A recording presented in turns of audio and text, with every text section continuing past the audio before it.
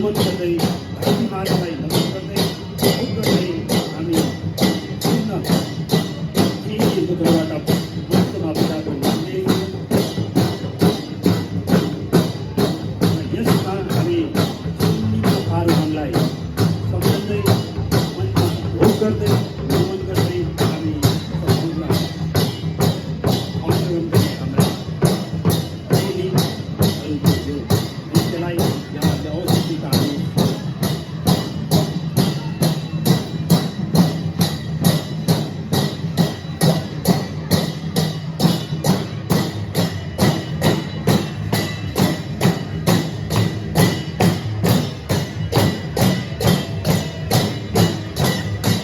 यो प्रक्रिया हामी धरतीमातालाई बोल्दै सेवा गर्दै उहाँप्रति हामी नमन गर्दै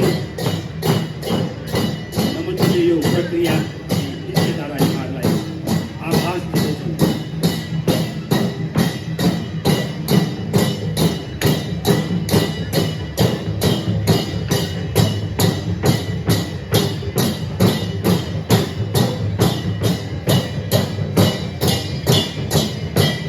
यसरी हामी सम्पूर्ण मानव जाति धरती अथवा माटो यसमाथि नै हामी आश्रित छौँ।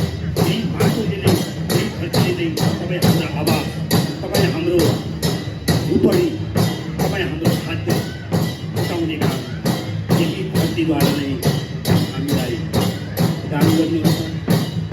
यो धरतीलाई हामी अवश्य नमन गर्नै पर्छ। यो तपाईँ हाम्रो जुन यो रीतिरिवाज छ त्यसमा सर्वप्रथम उहाँहरूलाई सम्झिने, उहाँहरूलाई मनमा स्मरण गर्ने यो पहिलो हुर्किलो मानिन्छ।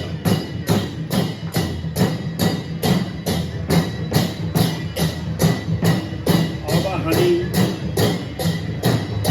कोरिया गीतमा भन्छौँ, कोरिया गीतमा अथवा हाम्रा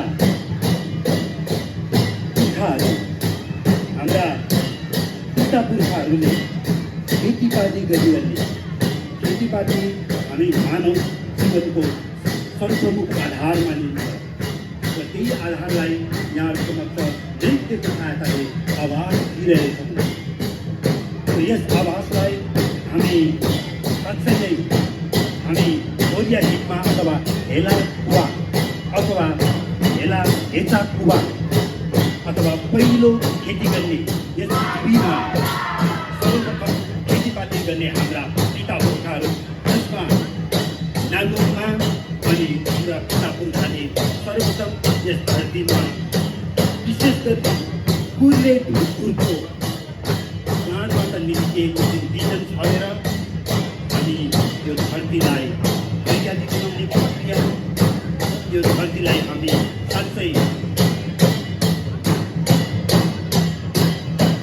खेतीपाती गर्न लायक